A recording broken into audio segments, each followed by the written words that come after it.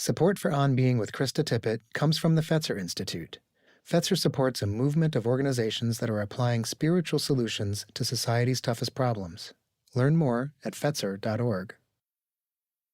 This is the second in what will be an ongoing occasional On Being episode to delve into and accompany our lives with technology, training clear eyes on downsides and dangers while cultivating an attention to how we might elevate the new frontier of AI, how, in fact, it might invite us more deeply into our humanity. We started with Reid Hoffman, a philosophical mind in Silicon Valley. Today, I'm so happy to introduce you to Latanya Sweeney of Harvard. She has been fiercely guarding your data privacy, whether you know her name or not. Latanya is one of those people I love talking to, someone who's been present at the genesis of her field. Like neuroscience, computer science has only emerged in the last handful of decades, and Latanya Sweeney has been there attending its birth pangs and adolescent crises.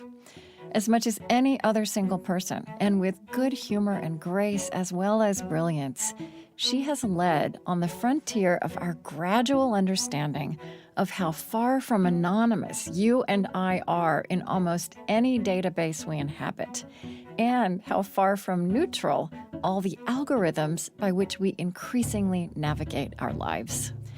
So Latanya Sweeney brings a really helpful big picture view, seeing how far we've come and not since the advent of the internet, and setting that in the context of history, both industrial and digital.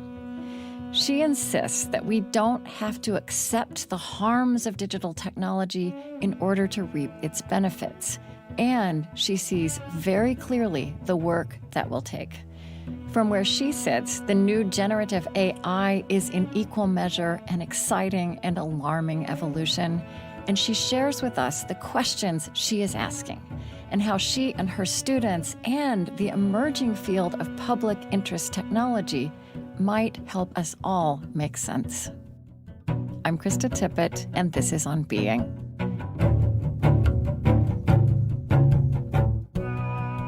Among her many credentials, Latanya Sweeney is the Daniel Paul Professor of the Practice of Government and Technology at the Harvard Kennedy School.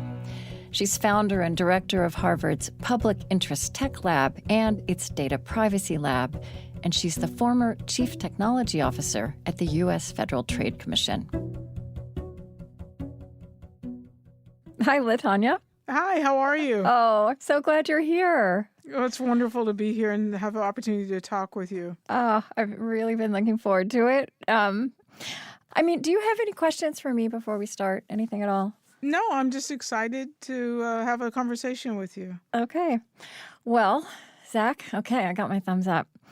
So one of the things I'm always interested in is where the seeds of the passions and the questions that drive someone root in a person's earliest life. And so I kind of want to circle around that as we begin. I know you grew up in Nashville.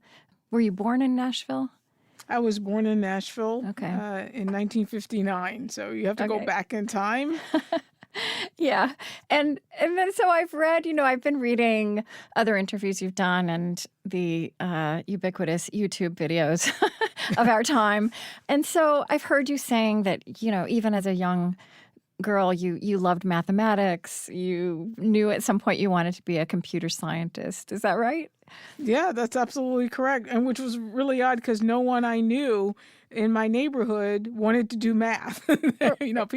Kids were dreaming of being policemen and firemen and so forth. But I was the only one who just had this crazy passion for math. And I think that also predisposed me when I first did encounter in high school a computer science course or computer programming course, to be more exact. Yeah. And it was to really be transformative in my life. And, I feel like a lot of what we're going to talk about is this thread that runs through this insistence that you bring to your life and to your work about pursuing the practical and the moral good that is possible in our lives with technology, even as you have wide open eyes and are applying a fierce intelligence to attending to what goes wrong and what can go wrong. And so I'm also just really curious about if you think about how this moral compass was planted in you. I mean, was there in that background of your childhood a kind of moral or spiritual or religious formation that, however you would define that now? Yeah, I also think it may have been part of what drew me to math in the first place. I was raised by my great-grandparents. They were born in the 1899 and 1900. Oh my gosh. And I was, of course, the only person I've ever known who was raised by their great-grandparents. Everyone else in my neighborhood had a mother, a father, and siblings, and here I was, just so unusual. It was just such an unusual arrangement at the time. And it just seemed like everything in my life was messy like that. And I really liked the certainty of math, the idea, at least back then, in that level of mathematics, there was a right answer. and I think it really brought certainty to my life, which seemed really kind of uncertain and kind of, I think that's part of what drew me to math.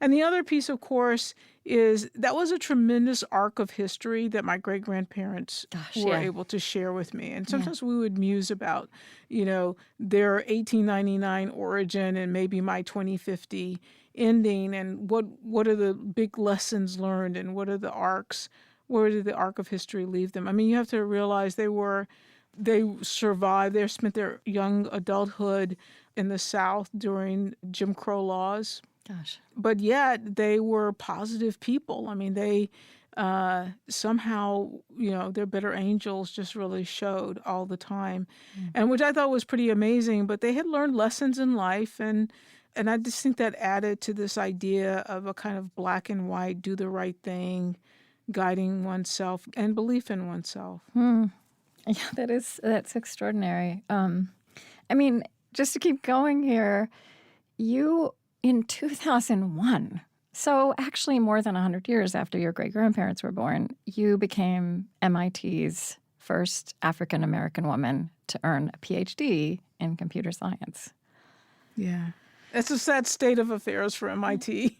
Yeah. Yeah, that's not a good thing. Yeah. Right? That's absolutely not a good thing. And I don't think the numbers have gotten a lot of improvement since either. And what's really interesting is that also has played a lot in shaping the work that I do. Being the only Black or the only woman often in the room, and recognizing for the world that the technology has lots of values baked into its design, but those values pretty much come from 20-year-old white guys who don't have families, right? And everyone else in society is struggling when their use case wasn't really a part of the base design. Yeah. Because nobody else was in the room. Yeah, and I was thinking as I was getting ready to talk to you about how, so, I started this show 20 years ago, but actually started piloting before that. So I like to say at the turn of the century, right? Around the same time, time that you were breaking that embarrassing milestone. And the conversation that I was having 20 years ago, or, across these decades. And I mean, it's so interesting to remember even like that's pre-social media, right? So the conversation was about the internet, right? Yes, that's right. And so the technological revolution was the internet. And I've always been seeking out, people who bring wisdom to this and who are thoughtful and who were thinking in moral terms and about social implications. And one of the ideas that came through that really has shaped the way I've approached both kind of my life with technology and this conversation is the idea that as all-encompassing and dramatic as these technologies have been and in how they've landed in our lives, and even for those of us who are kind of in the middle of our lives, right, and then suddenly we're in like a new country, that these technologies, the internet, as we would say 10 or 15 years ago, is still in its infancy, and that we remain, even though it doesn't feel like this, we remain the grown-ups in the room, and that it has been ours to shape these technologies to human purpose. And I feel like this is precisely the lens that you took on. I mean, maybe for all the reasons that that you and I just went over. That really feels to me like it runs through all these various things you've done, what you teach, but also founding the Public Interest Tech Lab and working for, U.S. Federal Trade Commission, a professor of the practice of government and technology, and the work you're doing with technology in the civic space. So I don't know, does that sound to you like an accurate way to talk about your lens of approach on all of this? Yeah, I mean, it's pretty consistent. I mean, in many ways, just as my passion with math led me to computer science, and my love of computer science led me to realize that the world was changing. I mean, it was really clear by the time I was a graduate student that there was a revolution coming and it was going to change everything. Yeah. But in my naiveness at the time and in my excitement as a graduate student, I said, yeah, but it's going to right all of the wrongs of society. It's going to make everything right. After all, technology doesn't see race. It doesn't see gender. It's cheap. It can be easily reproduced. And I just thought it was going to lead us all to a better democracy, a more perfect world. And so in many ways, I think now that the decades have rolled by, my pursuit from the graduate student years on has really been the same. And that is how to make technology deliver on that promise, on that vision, and just as math gave me certainty and comfort, I want society to have technology without all the harms. And that's absolutely possible because most of the harms that we experience are arbitrary or added on, and they don't have to be that way. And, I think that idealism and optimism and those rose-colored glasses that you talked about, I mean, I think that was true of society as a whole, right? We went into this very optimistically. Yeah, but I think the difference was I felt like, wait a second, this guy's messing up. And meanwhile, like you're saying, society says, this is the best thing since apple pie. Right. Right? Don't tell me about these problems, Latanya. We want to just keep using this shiny new thing. And I'm like, yeah, but you can use the shiny new thing, but the shiny new thing needs to behave itself. It needs to be doing this or that. Right. You're the grown-up. Right, exactly. And what's really funny? My first professorship was at Carnegie Mellon, and I would teach a class called Data Privacy. And students would take my class, and I would wonder why they even bothered to sign up because they didn't believe in privacy, right? And in particular, what that meant was it wasn't that they didn't believe in privacy. They didn't believe that the technology would violate their privacy. Yeah. And they were arguing, but if privacy on Facebook was a problem, we'd all be in it together. It would be a bigger deal, they'd say. Right. But it was literally society just in love with it. Now let's fast forward to today. Today I teach classes, the students call them the Save the World classes. Yeah.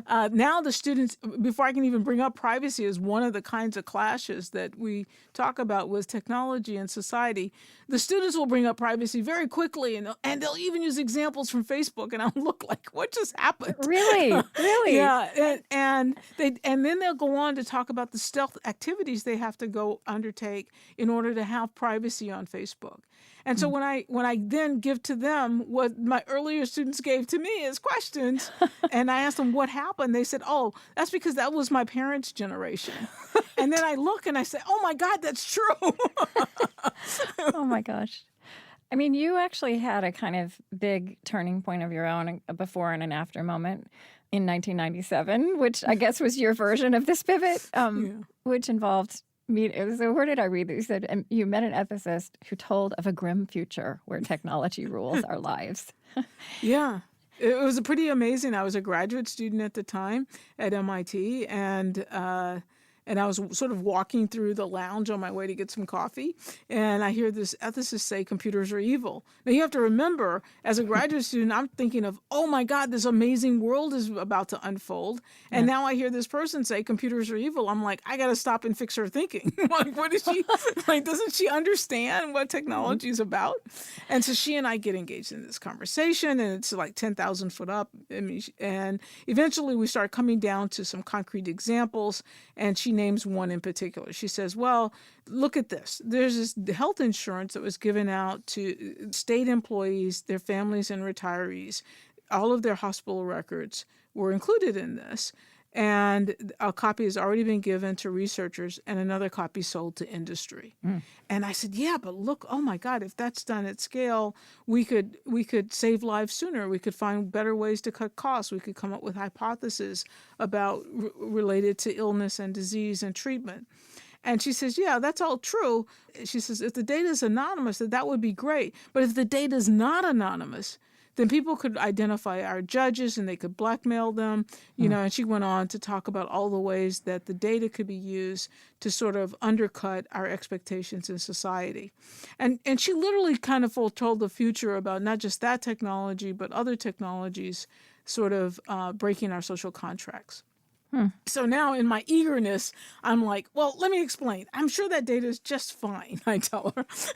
So I look at the data, and in the demographics, it has month, day, and year of birth, gender, and 5-digit zip code. And so I do this quick calculation in my head. There are 365 days in a year. Let's say people live 100 years, and there were 2 genders in the database. If you multiply that out, that's 73,000 possible unique combinations. But I happen to know that the typical 5-digit zip code in Massachusetts only had about 25,000 people. And so that meant that data would probably be unique for most everyone that was there in the data.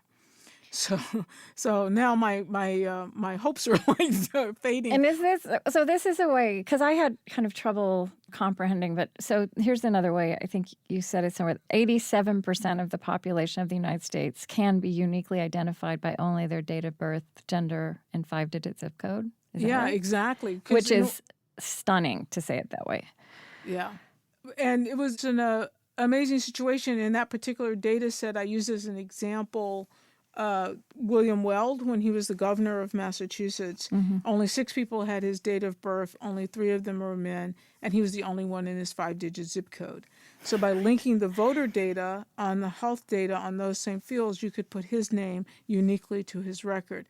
And then, like you said, using 1990 census data, we estimated that 87% of the population were kind of like Governor Weld. And what was pretty amazing, though, is that about a month later, I was testifying down in D.C. Yeah. And about 3 months to 6 months later, laws around the world were changing, citing that example. It's often called the Weld Experiment. Right. But it was about how society wasn't aware of the ways that these changes in technology would undercut our expectations for all kinds of values. And now, of course, even democracy itself.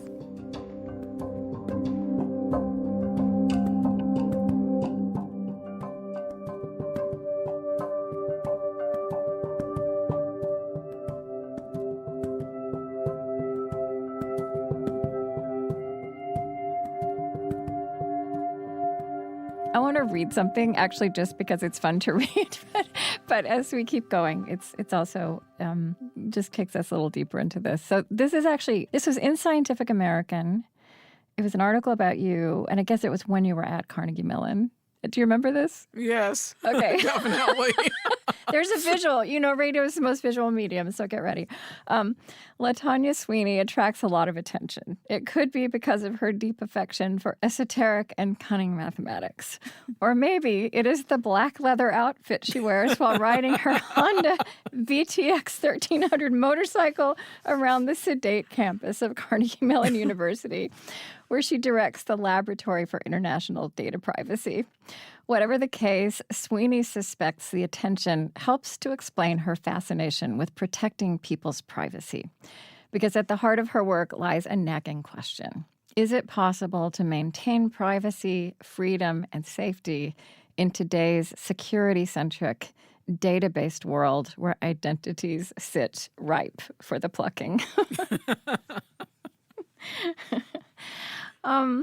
Yes, I still ride the motorcycle, but Do I've you? updated to an Indian Springfield. But Okay. yes. Glad to know that. You often bring a historical perspective in when you're in conversations. The context that this new technological state we're in is a new industrial revolution. These companies, these digital technologies are not like what we've had before. And I find that really helpful in so many ways. Is that something that you became aware of gradually, or how did that start to dawn on you? How has that helped you put all of this into perspective? Well, what made me start to think about surely society's experienced something like this before was when it first started, as you know, is data privacy, starting with the Weld experiment. But then we look up, and then there are these discrimination and biases in algorithms. And I was first to do some work in that and sort of shed light on how algorithms that are supposed to be statistical decision making are actually like not what we really should be using, and we have to really question whether it's appropriate, giving us the appropriate answers. And I had so many graphic examples, and others came and also showed even more. And so that's been a real problem. And so by the time we got to the third wave around some of the democracy and election work and how technology was undercutting our democracy and so forth, you start to realize that, oh my God, the number of problems is just growing exponentially. And so the question was, where else has society experienced something like this? And so as I began to look historically, I started looking first at by technology, and I'm like, no, but this is bigger than that. It's bigger than a television. It's bigger than, it's not just communication. It's bigger than the printing press, right? Yeah. And so that's when I came to realize, as I was reading about the history and the impact of the Second Industrial Revolution, the historians themselves have been calling the times we're going through the Third Industrial Revolution. And they put the start date back at 1950 with the invention of the semiconductor. Okay. And now, then if you think about it, our iPhones and iPods and the Internet of Things, the Internet, all of these things are sort of revolutions within this revolution. Yeah. And now as we are looking at generative AI, it's yet another revolution. Yeah. And it's changed everything already, how we live, how we work, how we play, how we communicate with each other. And the end is nowhere in sight. We don't know when this is going to end. And yet, the earliest of the clashes, like privacy, are still not resolved. No, yeah. So I want to talk about generative AI. Before we do that, though, I just want to say something that I came to understand about this matter of what makes our revolution different from previous ones that and perhaps you were drawing on historians, but I heard you explaining this in a way that was really helpful. So when the car was invented, for example, it's like with previous technologies, there was a runway. There was time with the car or the camera or the telephone or even the printing press between the conception of something, the design of something, the distribution of something, and it becoming part of people's lives. And that in that time, there was deliberation on what could go wrong, right? Like that there was time and just going, yeah. Yeah, and it was time, and also it required a social contract. So, for example, we had cars, but who owned the roads? I mean, the roads were made; they were primarily horses were using them. They were made out of dirt. There was nothing but potholes, and to try to run cars over it, that meant we needed cities and others to invest in actually building roads. Yeah. And that was a negotiation between society and the manufacturers that had to unfold. And what happened during that unfolding? Well, when you first would get in the car and you push the gas pedal, we don't know how fast it might go, right? Yeah. It might go slowly forward, or it might just bolt as fast as it could go. And brakes, if you hit the brake, it may not work quite as you might expect, certainly not to today's standards. Well, these things caused harms to individuals and became major lawsuits and concerns and so as a result, if you want paved roads, you basically have to improve the safety of the automobile. Right. And so all of this was working in concert. It was this That's right. complicated process, as you say, that brought everybody in before it was launched on the world. Yeah. Yeah. Or certainly as it was unfolding. But here, where commercial adoption is the only thing that makes it that's needed. Right. And where the cost is usually a free technology or seemingly free, it's not really free, but seemingly not doesn't cost me out of my pocket to use Google search, for example. Right. It makes you feel as there's no downside. Right.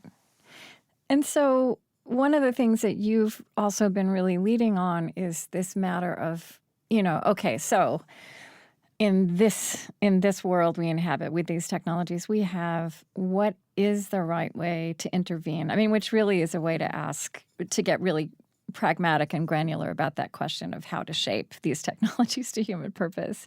And you talk about looking for the sweet spot. Would you explain that? Yeah, exactly. Normally when some clash happens, it's usually, by the way, when the technology's gone through the life cycle all the way into the marketplace, and now the problem rears itself and society finds itself in a take it or leave it situation. Yeah. If I have to have more privacy, I have to give up some utility. If I need more utility, I can't have the privacy. And this kind of zero-sum argument is so far from the truth. The truth is, most of the time, it's a design issue. Either the commercialization of the product is causing the clash or an arbitrary design decision. And in those particular cases, there exist these sweet spots where we can actually have all of the benefits or maximize the utility, and we can do it without the harms. And so that's what we try to do in the work that I do is how do you get society and the manufacturer to move to this sweet spot? And that means asking these questions and having the solution in the design stage before it's out in the marketplace. Is that right? Right. So we have solutions all the way through the life cycle. But during design, you can do risk assessments, you can do various kinds of impact assessments to know where are the problems and how do you go about fixing them. And usually that's the cheapest, easiest way because it's usually just incidental. Mm-hmm. But by the time a business package gets put on it, how it's going to be sustained, how it's going to make money, and then it goes into the marketplace where it gets adopted, now it's really hard. Those easier solutions, they're gone. That time is gone already. Yeah. And so now we're left into this take it or leave it, and the sweet spots are harder to get to because either we've got to have some patch or some technology add-on, or we're going to have to live with the harms or something like that. It feels to me like this orientation that has developed in you to, as you say, starting with just all-out enthusiasm, this is going to make everything better, and then becoming really aware of unforeseen consequences and of the need, which actually, in my mind, I feel like it's a move that culturally, it's actually a move of adulthood, right? Understanding that life is mostly is as much about things that go wrong or not as we plan, as things that go right, and that actually that's how we learn and grow. And yet we don't necessarily make those assumptions and behave that way, especially when it comes to the market. Yeah. And so now I'm just really curious about how all of these things you've done and this way you approach technology in general and our lives with technology, like how has this prepared you and shaped you now to greet this new world of generative AI? Well, I mean, I still have the same excitement with all the technology. I definitely feel still the energy that I felt as a graduate student. Of course, we're far more worried now because we haven't righted any of these clashes. We haven't resolved any of the big ones. Like, so for example, social media, we don't have the slightest idea how to do content moderation at scale. Yeah. And we haven't resolved how you build trust at scale. Journalism has gone through major transformations, disinformation, and so forth. What do you trust? And generative AI plays right into those fault lines, right into it. They're going to be exasperated like times 10 or times 100. And so we don't really have time quite on our side either. It's a society we're not quite ready for. But on the other hand, generative AI is very exciting. So I think if anybody was to hear me talk and they walk away feeling gloom and doom, I don't have the gloom and doom. Mm-hmm. But at the same time, it is not the great panacea either.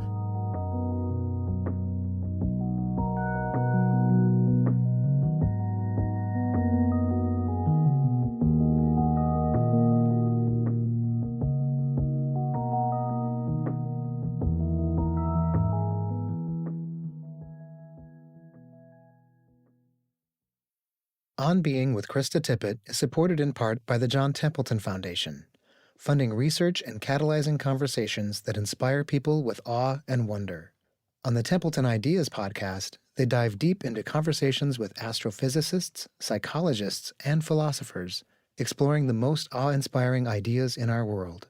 Learn more at templeton.org.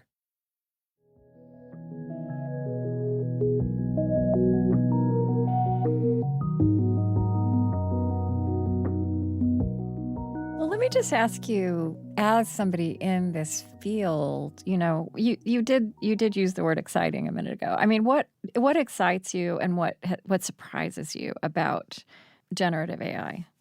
Well, in some ways, like I said, going back to my own age of history, I remember when spell checkers came out, right? And people were like, oh my God, children are going to never know how to spell again. We're all going to lose that. Mm-hmm. Or when word processing came along and people were like, well, what about handwriting? Nobody's going to teach it anymore. Right. And in that way, something like a ChatGPT is sort of in that same evolution. That is, I give it a prompt and it gives me a first draft. And it can be a first draft of anything, a poem, a chapter in a book, a song.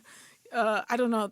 It could never do a Krista interview, but so I'm excited in the sense that it's pushing us into another tool. Like, I'll just stick to ChatGPT now because I just think it's generative AI is much broader than only ChatGPT, but ChatGPT has become the poster child of it. Yeah. And it's a great poster child because it's, you can go to the website, you can try it yourself, and you can produce anything out of it, right?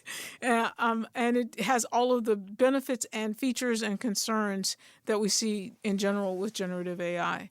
So that's all. I think that those are all the good things. But then I could flip around and say, so we're just moving the evolution from going from, writing to typing on a computer to spell checking on a computer to grammar checking to first drafts. Right. So one could argue that's the arc, and we shouldn't worry too much.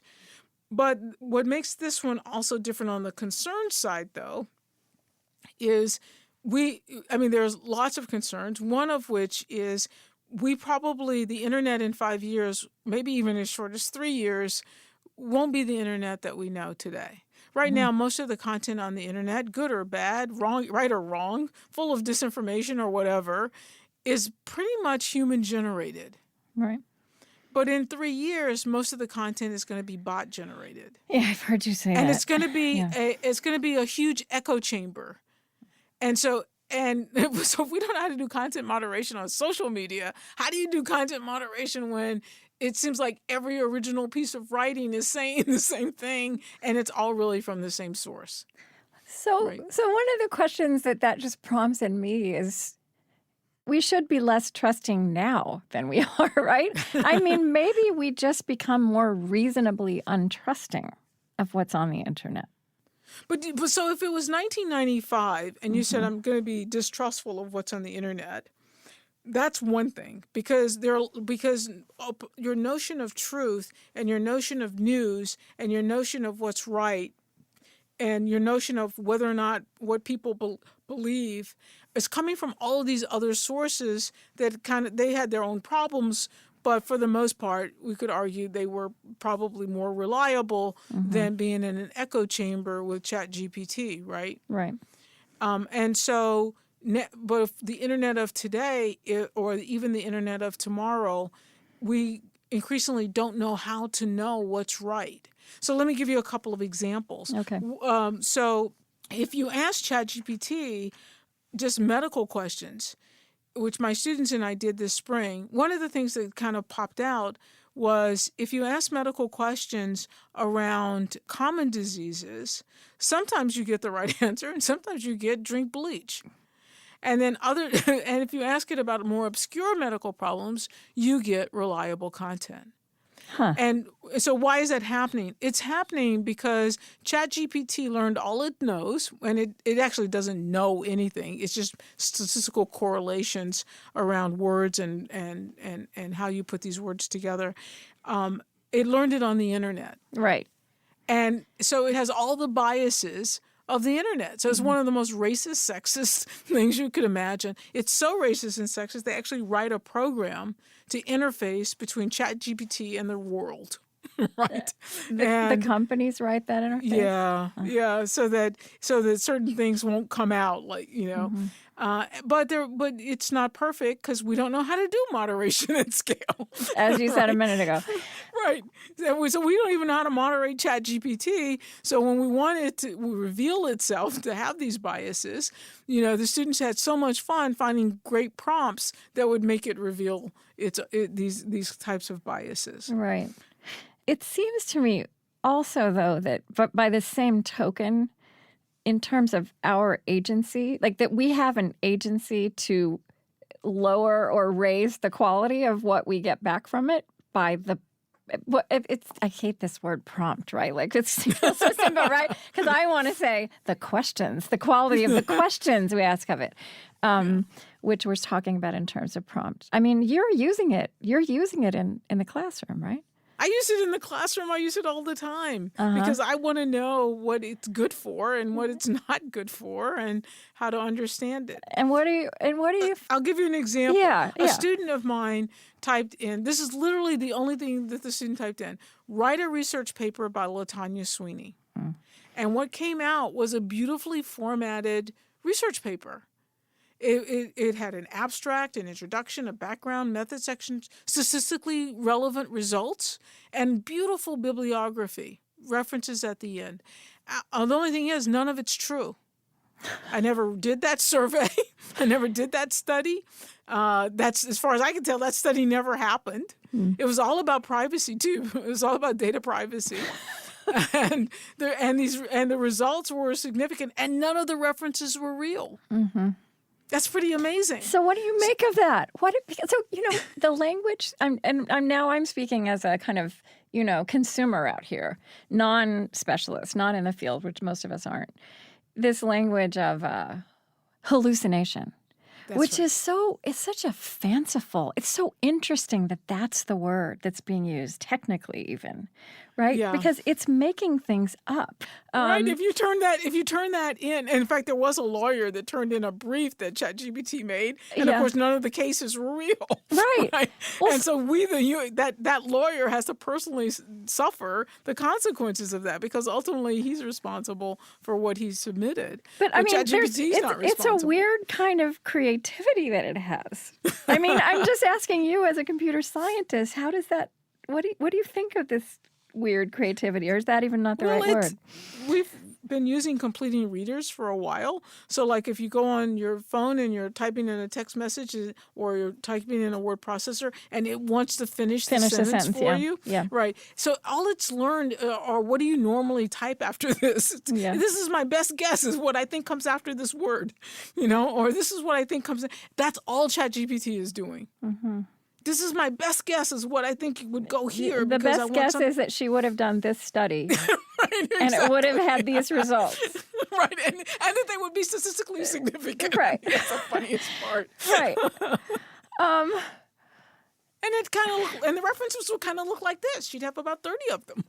Right. I don't know.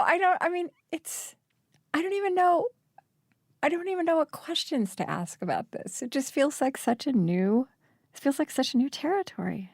In some ways, I know what you're saying. It follows on territory we've been on. So, what I'm trying to think through now is what are the human condition implications of generative AI? And, something that you also alluded to a minute ago, which I feel like we haven't kind of stated just clearly enough as what is the elemental thing that happened here, is that this technology is a student of us, right? Us on the internet, right? Yeah, it's that's us right. on the internet, which is a huge qualification. So if I just say that phrase to you, the human condition implications of generative AI or ChatGPT, tell me where that takes your mind. Yeah, well, it makes me a little afraid. It makes me afraid because like I was saying in the 1990s, if ChatGPT came out then, we had other trusted sources and people would have just been able to discount it. But we don't, but our other trusted sources are gone. Well, this conversation has been very focused on ChatGPT. We're coming up in the 2024 election, and fake videos, fake images that you can't distinguish is also another mind-boggling issue, right? It's just a matter of writing a prompt. Think about that. It's so crazy. And literally within 60 seconds, there is this beautiful image or there's this video of that person doing that. Okay, but I'm talking to Latanya Sweeney, who says we don't have to sacrifice privacy to have the benefits of our technology. I mean, I'm just curious about how are you framing this for yourself and your students if you continue on this path you've been on doggedly these years. What do we do about that? Or what is it giving us to learn, which I think is another interesting question. Well, I think the first thing that's and I think that's the right way to think about it too, Krista, is, what are the big things to learn here? What are the big takeaways of where the space of harms are going to look like, where the space of harms apt to be? Yeah. And the level of disinformation is going to go up dramatically. And and our instincts about what is truth is that's the big challenge generative AI gives us as a society. Right. But, I feel like we've spent a lot of time arguing about whose facts are right.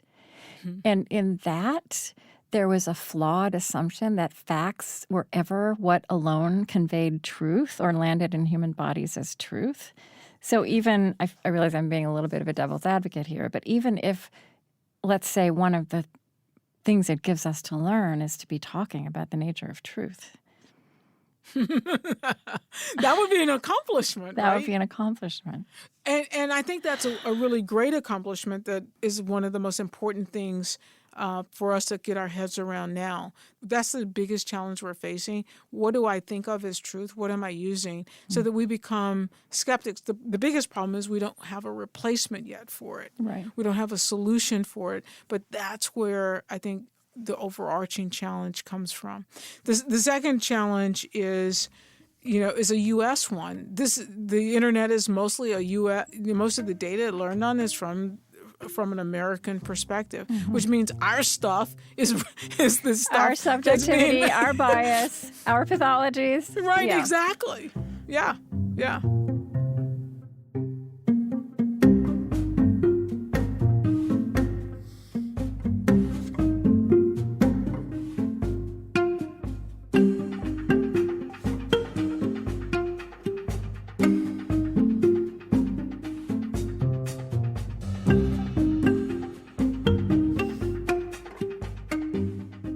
Is one implication of this that it weans many of us off the internet, right? I mean, no?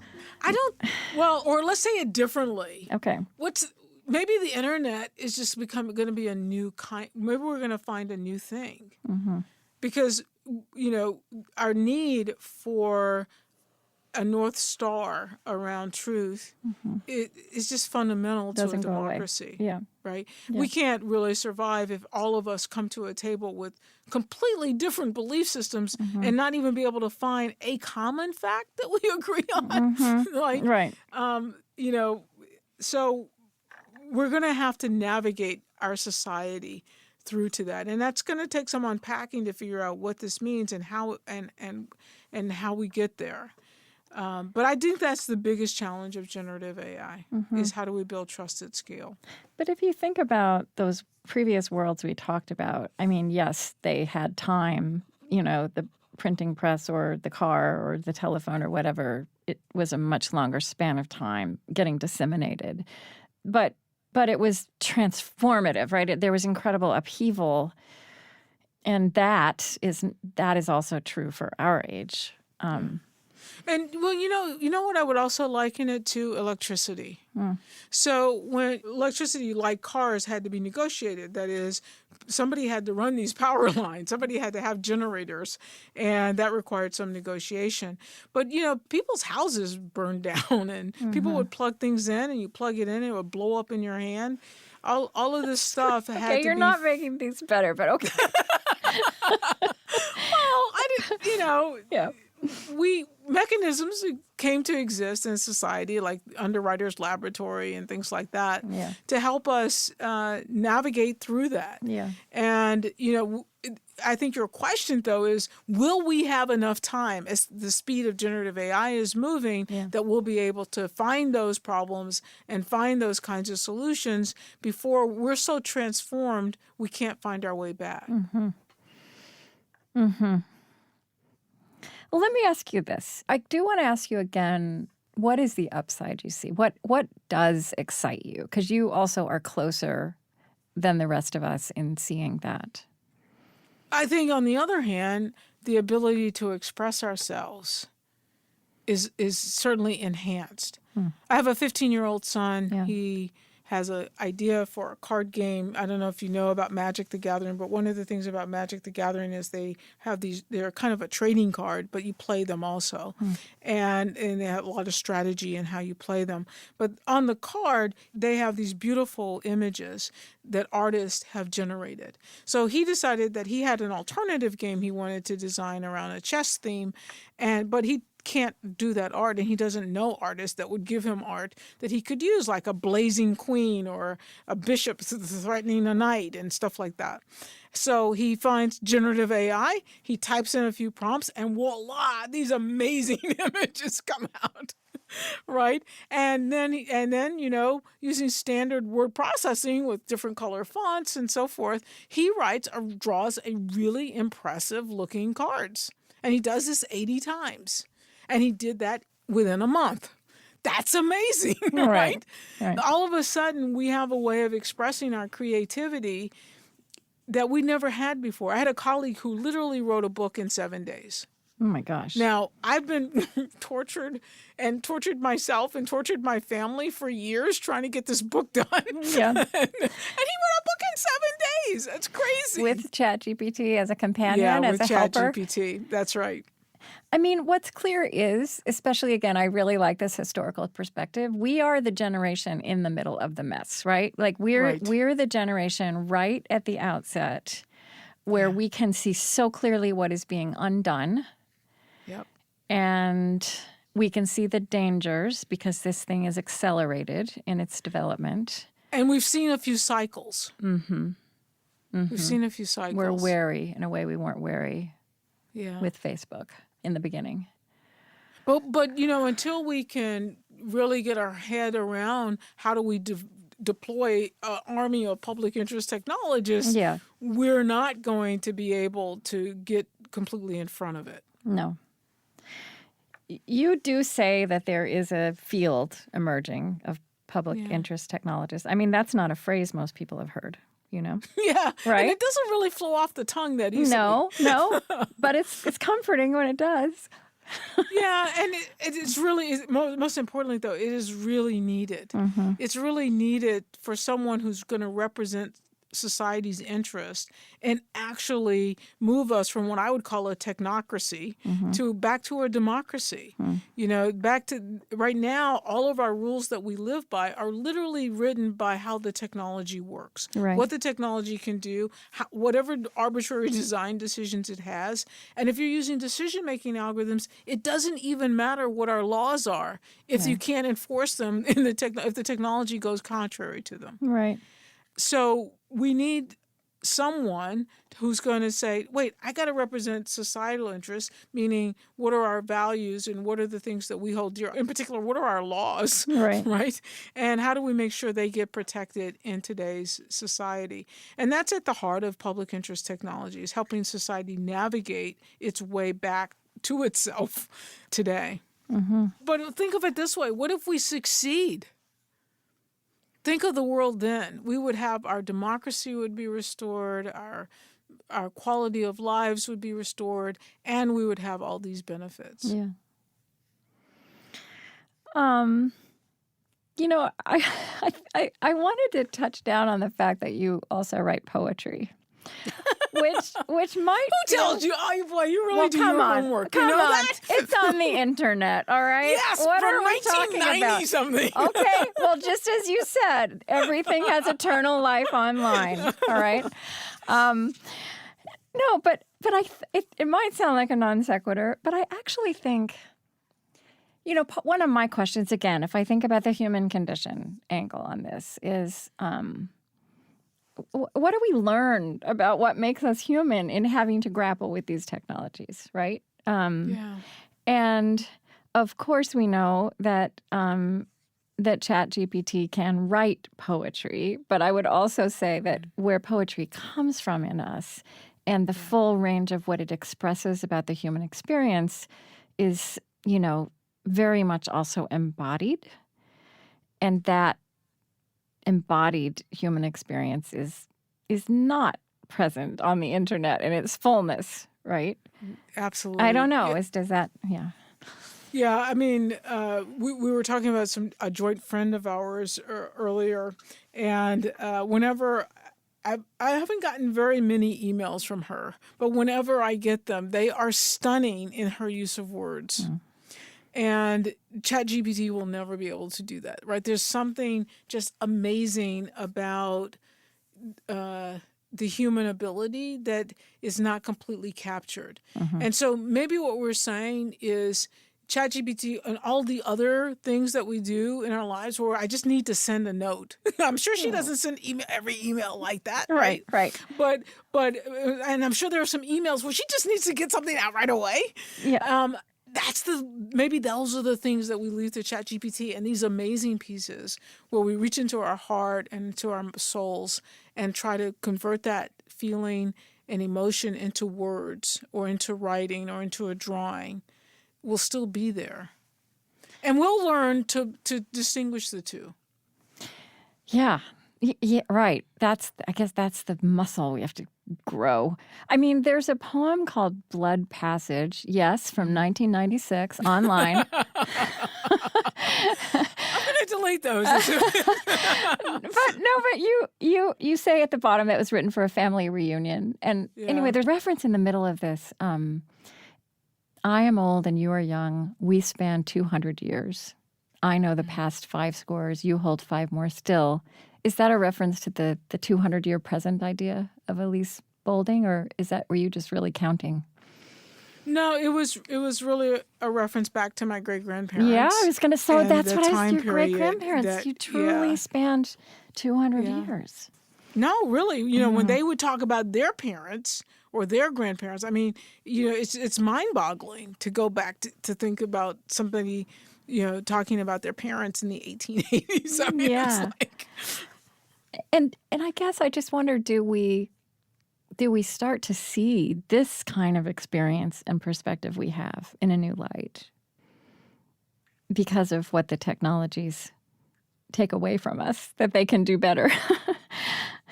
I don't know. You mean let's flesh it out more, Krista. Yeah. Are you saying that the literal, the fact that everything is so literally preserved, or do you mean?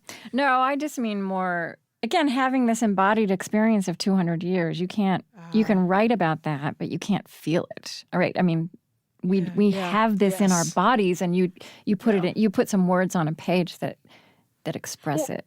Now, hallucinate as it might, it's not likely to bring those connections together. All right. And I think that's what you're after, that it's going to the things that are said 90% of the time, it's going to say it. Right. It's going to hallucinate to connect to the 190% to another 90%. Right.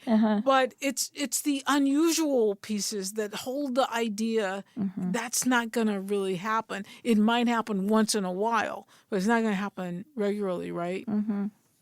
I mean, if you think about the notion of intelligence, I mean, one thing I think, I'm still remembering the days when I was working in a big media organization, and the internet came along, and there was the new media department, and then at some point that became a completely ridiculous phrase because the new media was media and all the old media had to convert to it. It was gone. And so I'm so curious about this language of artificial intelligence is clunky, and I'm sure it's placeholder now. But intelligence, I mean, like I do, and you've been working with intelligence and with computing intelligence. I mean, how, human intelligence is so much more than thinking, right? I mean, there is knowledge intelligence, but there's also the intelligence of love or care or parenting, or, you gave this beautiful talk. Thank you, Internet, again, for at the Arlington Church in Boston, Arlington Street Church, right? Oh my gosh! About your philosophy of giving, right? Like that's right. But that's a kind of intelligence that is different from thinking intelligence or civic, right? Yeah. You and I both love that language of the civic, and civic intelligence is also different from private individual. Well, I don't think anyone is going. I mean, maybe there are a few people out there who might try to claim something like a ChatGPT has intelligence. But if we go back over the arc of time in the work of artificial intelligence, the artificial is more bigger than the word intelligence. That's so interesting. That's an interesting thing to think about. Yeah. What do you think now? I mean, how would you answer? How would you just start to answer that question now? What is artificial intelligence? The truth is, back in the day, what AI really was the pursuit of building a human. Yeah, it was literally, right. It was no different than artist, in Grecian urns where you're just trying to represent an image of man or an image of your time. Humans have always tried to find ways to express their intelligence and to make likenesses of themselves. Yeah. And in that way, that's really, when I was a graduate student, AI was at the heart of AI, what drove us. But today, what is AI is none of that, right? It's just like you said, it's just a statistical correlation of the internet, right? Or a statistical correlation of images. I mean, it's got some fine-tuning algorithms. I don't want to take away from the great work of a lot of the computer scientists recently. I don't want to take that away. Yeah. But I'm in at a 10,000-foot picture. This is what it looks like. But I think it's really helpful to hear somebody like just define that, because I feel like that fact is not. It's hard to it's hard for kind of ordinary people out here for us to just see, some of the things that are actually simple, not simple, but, straightforward about it, what it is. Yeah. Okay, well, I think I want to ask just, following on that, just as we wind down. So let me just ask the question this way. With this life you've led, with this intelligence and knowledge base that is yours, your engagement with our technologies, what do you keep learning? What are you learning now about what it means to be human? Oh, my God. That would definitely be, I take so much hope for tomorrow. I have the luxury of living and working with these 20-year-olds who are just amazing. They're just amazing. And the society that we're passing over to them, I have to apologize to them on a regular basis. I'm sorry about this, but it is what it is. Yeah. And they're eager, and they're open. Their eyes are open wide to see the world as it is and what they're inheriting and what they need to take on. So I do have a lot of hope in the future. I think that's also particularly a human trait. Yeah. That hope is what you possess, and that itself is an expression. The manifestation of the thing I'm asking you to give some definition to. Yeah.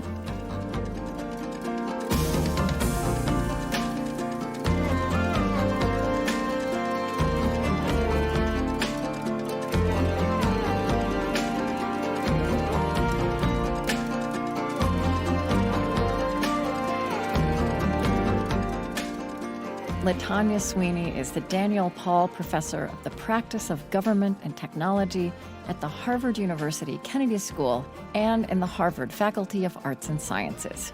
She is founder and director of the Public Interest Tech Lab at Harvard and also founder and director of the Data Privacy Lab there.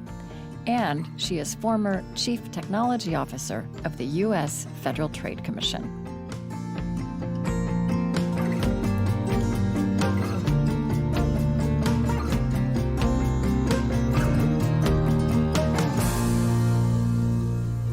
The On Being Project is Chris Heagle, Loren Drummerhausen, Eddie Gonzalez, Lillian Vo, Lucas Johnson, Suzette Burley, Zach Rose, Colleen Scheck, Julie Seipel, Gretchen Honnold, Rodrigo Tuma, Gautam Shrikishan, April Adamson, Ashley Herr, Amy Chatelaine, Cameron Musar, Kayla Edwards, Tiffany Champion, Juliette Dallas Feeney, Anissa Hale, and Andrea Prevost. On Being is an independent, nonprofit production of the On Being Project. We are located on Dakota land. Our lovely theme music is provided and composed by Zoe Keating. Our closing music was composed by Gautam Shrikishan.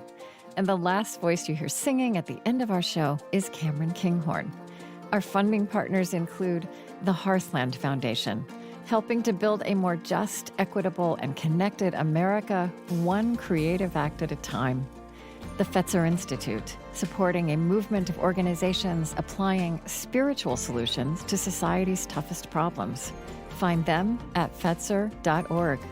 Calliopeia Foundation, dedicated to cultivating the connections between ecology, culture, and spirituality, supporting initiatives and organizations that uphold sacred relationships with the living earth. Learn more at calliopeia.org. The Osprey Foundation, a catalyst for empowered, healthy, and fulfilled lives. And the Lilly Endowment, an Indianapolis-based private family foundation dedicated to its founders' interests in religion, community development, and education. On Being is produced by On Being Studios in Minneapolis, Minnesota.